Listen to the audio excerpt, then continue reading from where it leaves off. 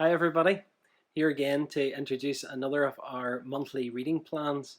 Another couple of books we're going to read as a church in the month of August. We're getting quite far through now. I wonder how you're getting on. I've had feedback from a number of people enjoying the different mix of books and doing it different ways, and everybody does it differently at different times at different rates. But I trust that you're being blessed by it. I really believe God is pleased to see his people engaging with his word. So I trust that you'll continue to do that through the rest of this year. And as we come into August now, we're going to go back into the Old Testament. So far in the Old Testament, we've looked at the book of Exodus and the story of Israel being led by God out of Egypt. We've looked at the book of Joshua, and of course that's about the Israelites then being led into the promised land. And that little short book of Ruth, again set around that same time, during the time of the Judges. And then last month in June we went to 1 Samuel and the coming of the kings. We saw the story of Samuel and of the first king Saul, and then the coming of King David. And so this month in August, we're going to look at the other end of Israel's history during the exile. And we're going to look at two books. Firstly, we're going to look at the book of Nehemiah.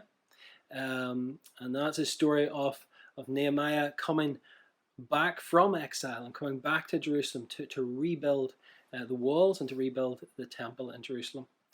So there's the book of Nehemiah. And then following on from that, a great story, the book of Esther. And these two books together around that same time, relating to the exile of Israel and Judah. And I trust that you'll be able to read through these books. These are the last Old Testament books that we're going to read, which are a sort of story narrative. In subsequent months, we'll be looking at other types of reading, of writing. So I trust that you'll be blessed. So that's the book of Nehemiah and the book of Esther. And together they come up to about 24 chapters. So easy again to fit into reading one every day, and maybe have a couple of days off. Just in closing, I'd just like to share a thought. Really been blessed this month reading Galatians and Ephesians. And I just want to share 3 wee verses from the book of Galatians, and it's my prayer for us as a church.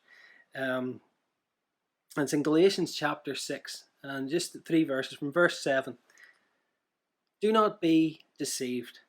God cannot be mocked. A man reaps what he sows.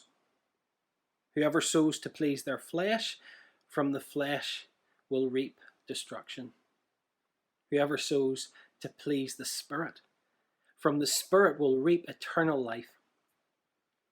Let us not become weary in doing good, for at the proper time we will reap a harvest if we do not give up. Therefore, as we have opportunity, let us do good to all people, especially those who belong to the family of believers. Be blessed.